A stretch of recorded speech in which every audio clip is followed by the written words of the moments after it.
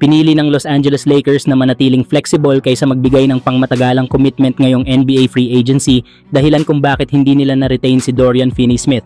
Ayon sa mga ulat, inalok lang ng Lakers si Finney-Smith ng 2 taong kontrata, malayo sa 4 na taon na $53 million na inalok ng Houston Rockets na kalaunay kanyang tinanggap. Bagamat may sapat na cap space at kailangan nila ng defensive wing tulad ni Finney-Smith, mas pinili ng Lakers na iposisyon ang sarili para sa mas malaking target sa hinaharap. Isa sa mga iniisip ng front office ay ang posibilidad na makapareha ng superstar gaya ni Luka Doncic sa darating na mga season, kaya mas pinahalagahan nila ang flexibility sa salary cap kaysa sa immediate depth ng lineup. Ang pagkawala ni Finney-Smith ay malaking dagok rin para sa defensive rotation ng Lakers. Kilala si Finney-Smith bilang isang solid 3-and-D player na bagay sana sa tabi ni na LeBron James at Luka Doncic. Bukod pa roon, dala rin niya ang playoff experience na kulang sa ibang rotation players ng team. Samantala, mabilis na kumilos ang Lakers sa pagkuha kay Jake LaRavia sa isang 2 taong kontrata na nagkakahalaga ng $12 million. Ginamit nila rito ang bahagi ng kanilang mid-level exception. Ngunit bagamat mas cost-effective ang move na ito, hindi nito ganap na mapapalitan ang versatility at veteran presence na hatid sana ni Finney-Smith. Sa kabuuan, malinaw ang direksyon ng Lakers, huwag mag-overspend sa role players at panatilihin ang salary flexibility para sa mas malaking oportunidad sa mga susunod na taon. Sa ngayon, lumulutang ang pangalan ni DeAnthony Melton bilang isa sa mga murang opsyon para palakasin ang perimeter defense ng koponan. Kayo mga idol, sang-ayon ba kayo sa desisyon ng Lakers na pakawalan si Finney-Smith para sa long-term flexibility?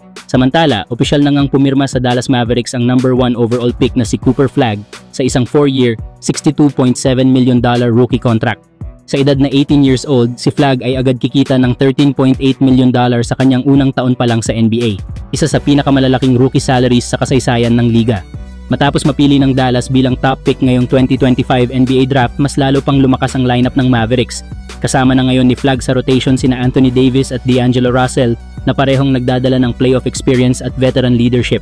Habang nagpapagaling pa si Kyrie Irving mula sa kanyang ACL injury, si Flagg ang inaasahang magiging bagong enerhiya at centerpiece sa opensa at depensa ng Dallas. Bukod sa kanyang elite athleticism at two-way skill set, inaasahan ng Mavs fans na magiging immediate impact player si Flagg. Sa Summer League pa lang, maraming mata ang nakaabang kung paanong magta-translate ang kanyang game mula sa college dominance papunta sa NBA level. May pundasyon siya para maging elite defender, efficient scorer at future face ng franchise. Kaya abangan ng mga idol, bagong era ng Dallas Mavericks ang papasok.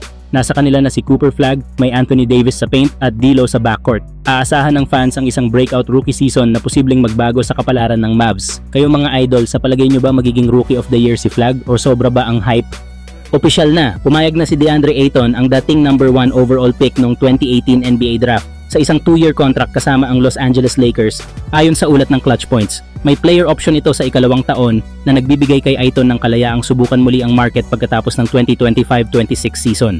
Bago ito, si Ayton ay na-buyout ng Portland Trail Blazers matapos pumayag na isuko ang kanyang $10 million mula sa natitirang $35.6 million na kontrata.